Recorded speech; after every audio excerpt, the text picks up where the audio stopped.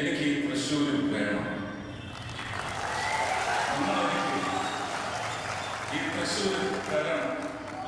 ഈ തൃശ്ശൂർ ഞാനിങ്ങനെ എടുക്കുക.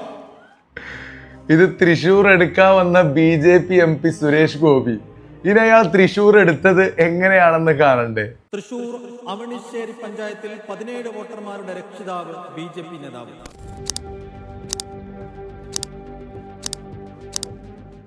സത്യത്തിൽ തൃശ്ശൂർ എടുത്തതോ കൊടുത്തതോ അല്ല, കൊള്ളയടിച്ചതാണ്. ആള് സിനിമാ നടൻ മാത്രല്ലെന്ന് നിങ്ങൾക്ക് മനസ്സിലായില്ലേ. കള്ള വോട്ടുകൾ ഉണ്ടാക്കി ജനാധിപത്യ രാഷ്ട്രത്തെ വഞ്ചിച്ചതാണ്. കഴിഞ്ഞ ദിവസം കർണാടകയിൽ നിന്ന് കള്ള വോട്ടുകളുടെ രേഖകൾ രാഹുൽ ഗാന്ധി പുറത്തുവിട്ടതിന് പുറമെ BJPക്ക് അധികം സ്വാധീനം ചെലുത്താൻ പറ്റിയിട്ടില്ലാത്ത കേരളത്തിൽ നിന്ന് വരെ അവർ കള്ള വോട്ടുകൾ ഉണ്ടാക്കിയ തെളിവുകൾ പുറത്തു വരികയാണ്.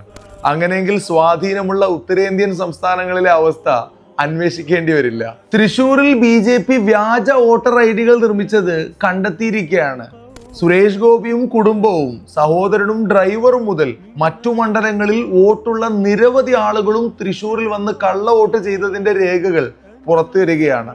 അന്ന് നിങ്ങൾ എനിക്ക് തരണമെന്ന് പറഞ്ഞ തൃശ്ശൂർ, പിന്നീട് ഞാൻ എടുക്കുമെന്ന് പറഞ്ഞ തൃശ്ശൂർ, ഇന്ന് അയാൾ കട്ടെടുത്തതിന്റെ തെളിവുകൾ ജനങ്ങൾക്ക് മുന്നിൽ സത്യം പറയുകയാണ്.